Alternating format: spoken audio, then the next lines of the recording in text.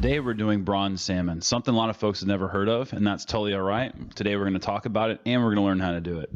So first thing we're going to do is we're going to inspect our piece of fish. We want to make sure that there's not any small little pin bones. Those little pin bones could technically get caught in our throat, and that's not good eats. So take your time, make sure that there aren't any there. And now we're going to remove the skin. We're going to start off making a small slit underneath the skin and the flesh of the fish, place so we can get our knife in there, just like I'm doing right there. And then we're just going to wiggle the knife back and forth while holding the skin, and it'll come off in one piece. Very cool and very easy.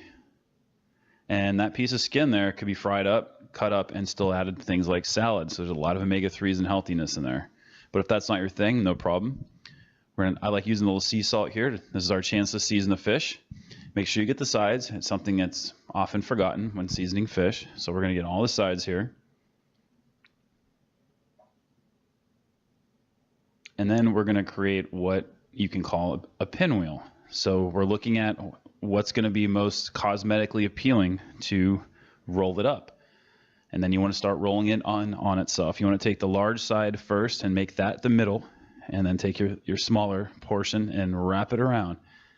And then work on it a little bit. You want to make it look as much of a solid piece as possible. That's really what this technique is all about. And we'll get to the bronze part here in just a second. See, that looks really nice.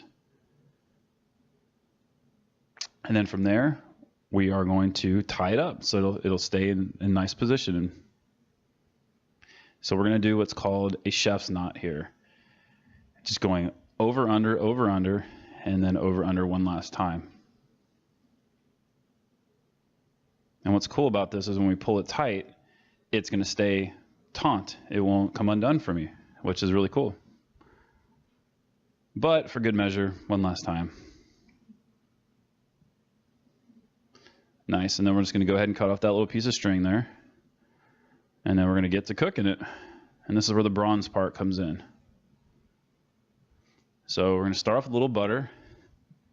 That's going to add some beautiful flavor. We know butter is delicious. The olive oil is just going to help make sure everything doesn't burn. Having browned butter here is totally cool.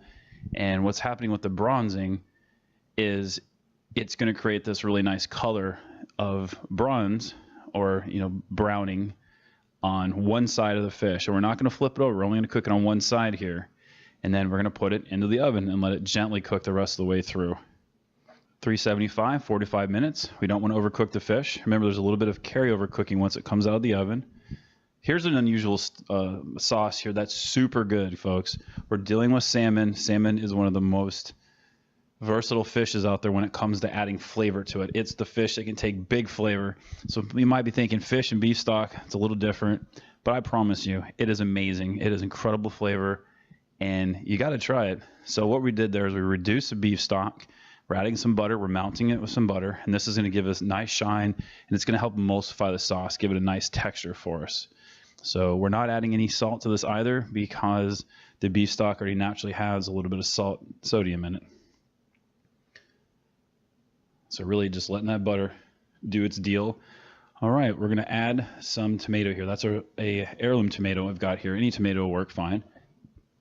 And the reason we're using some tomato is it's got a really bright bite of acidity to it.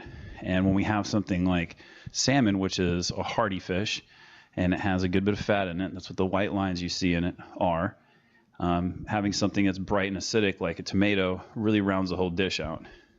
That's usually how it goes. When you got something that's fatty, which salmon is a fatty fish, you add something acidic and it balances out. So here's our plating. We're going to put some of our beautiful sauce here. Notice the type of plate I have there. It's got a little rim around it so that the sauce will stay nice in the middle. And then just take your time and get it to cover the whole plate. If you need to add a little more sauce, no problem. You just want to get it so all the white part of the plate's disappeared for you. And then we're going to place our tomatoes. We're going to use 3 pieces here, and just plate them where you think it's going to look nice once we put the fish on top. We're going to pull our fish out. See how we have a nice color there on the top? Really does a nice job. We just need to cut off our trussing string there, which can be a bugger sometimes, but it still cuts off nicely. And then you have bronze salmon. We're just going to put it on the top. Garnish it with a little bit of like parsley or cilantro, whatever you like there, and you've got bronze salmon. Very cool, very easy, tasty. Hope you guys enjoy that. I'm going to have a recipe card and instructions on the website.